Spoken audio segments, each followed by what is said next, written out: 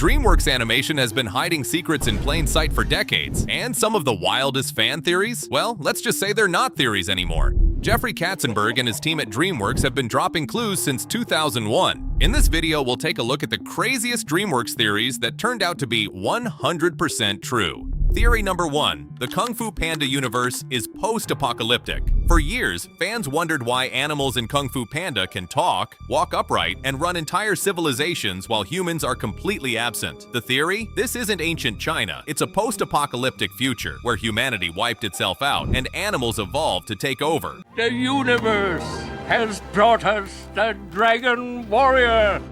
Yes, definitely. Sounds insane, right? Except DreamWorks basically confirmed it. In Kung Fu Panda 3, we see ancient artifacts, technology, and architecture that don't match the time period. Director Jennifer Yu Nelson admitted in interviews that the world is intentionally ambiguous, hinting that something catastrophic happened before the animals' rise. But here's where it gets darker. The Furious Five's mastery of Kung Fu isn't just tradition, it's survival. These animals had to learn combat because they inherited a broken, dangerous world. Po isn't just the Dragon Warrior. He's the chosen one in a society desperately clinging to order after total collapse. Your vision was right. Tai Lung has broken out of prison. He's on his way.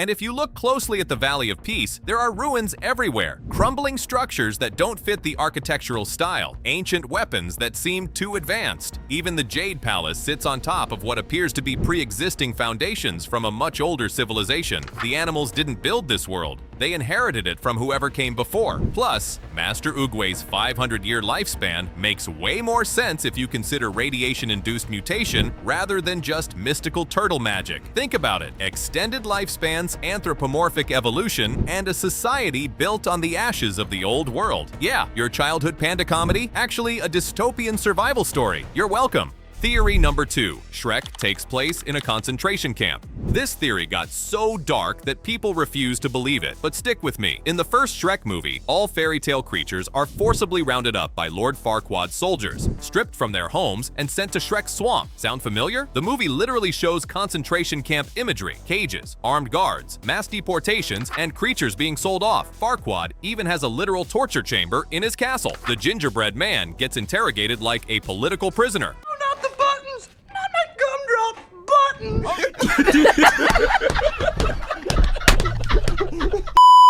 DreamWorks didn't deny this. In fact, they leaned into it. The creators admitted Farquaad's regime was inspired by fascist dictatorships, and the fairy tale purge represents ethnic cleansing. Jeffrey Katzenberg himself said Shrek was designed as political commentary on intolerance and authoritarianism. But it goes even deeper. Farquaad's obsession with creating a perfect kingdom is straight out of the eugenics playbook. He wants to eliminate anyone who doesn't fit his narrow definition of normal. The fairy tale creatures aren't just inconvenient.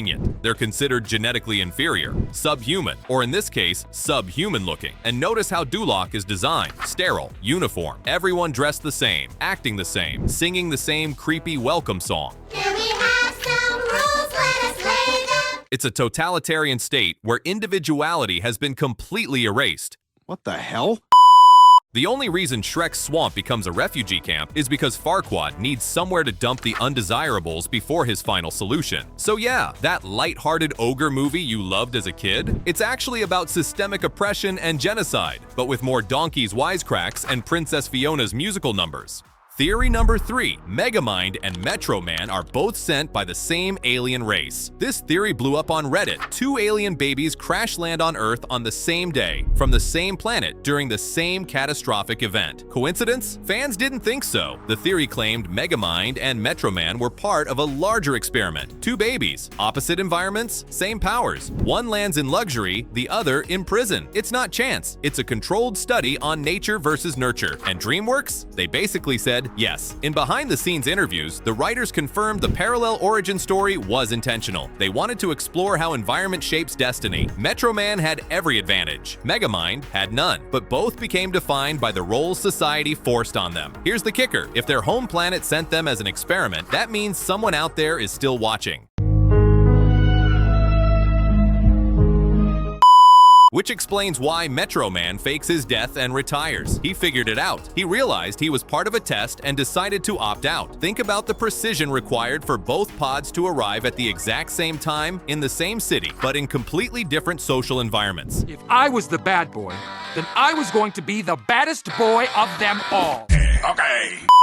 That's not random chance. That's deliberate placement. Their entire lives were orchestrated from the moment they left their dying planet. And when Megamind finally becomes the hero, breaking free from his predetermined villain role, the experiment concludes. There's no alien invasion, no follow-up, because the data has been collected. The hypothesis has been tested. Two genetically identical beings, raised in opposite conditions, and both eventually reject their assigned roles to choose their own paths. Maybe I don't want to be the bad guy anymore. So Megamind isn't just a villain-turned-hero story. It's about two lab rats breaking free from cosmic manipulation, way deeper than a kid's movie about a blue guy with a giant head.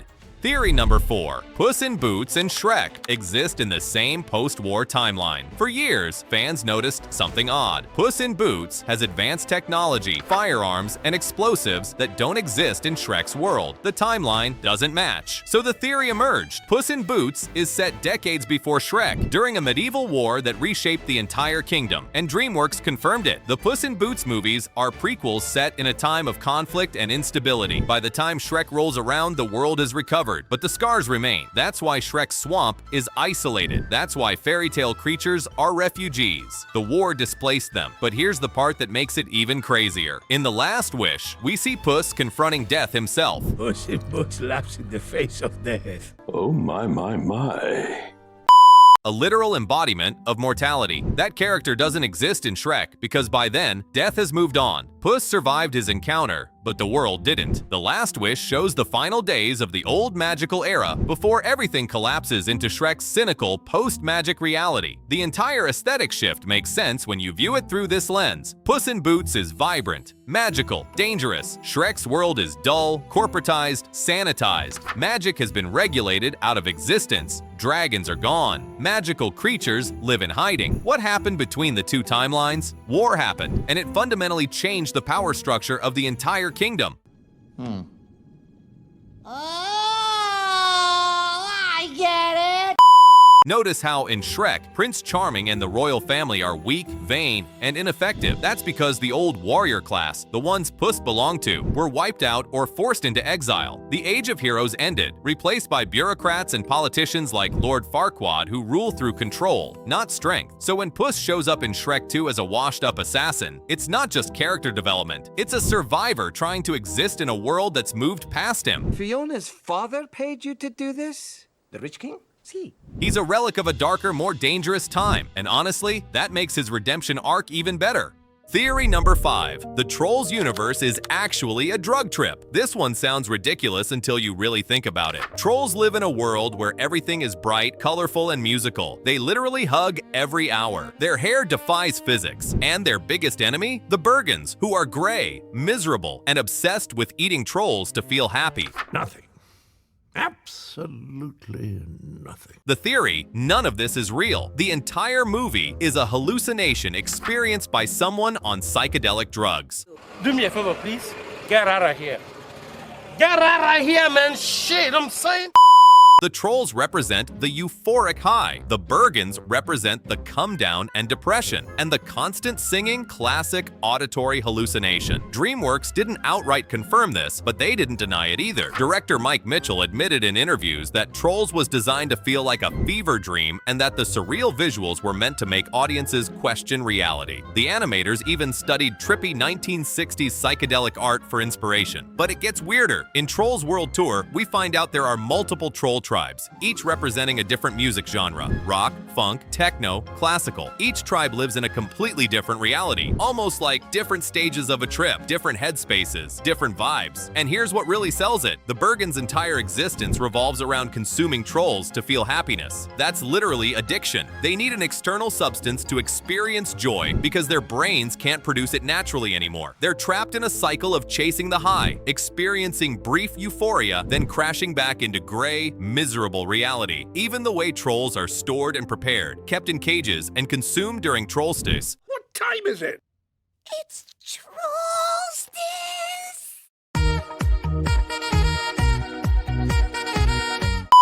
mirrors the ritualistic way people approach drug use, special occasions, careful preparation, the anticipation, the come down afterward when the magic fades and you're back to normal life. So yeah, Trolls might not be a kid's movie about friendship. It might be a cautionary tale about substance abuse disguised in glitter and auto-tune. And honestly, that tracks. Theory number 6. How to Train Your Dragon is about disability and war trauma. This theory hit different. Fans noticed that Hiccup loses his leg at the end of the first How to Train Your Dragon, and instead of treating it like a tragic plot twist, the film normalizes it. He gets a prosthetic, adapts, and moves on. But the theory went deeper. The entire franchise is an allegory for disability, PTSD, and veterans reintegrating into society after war.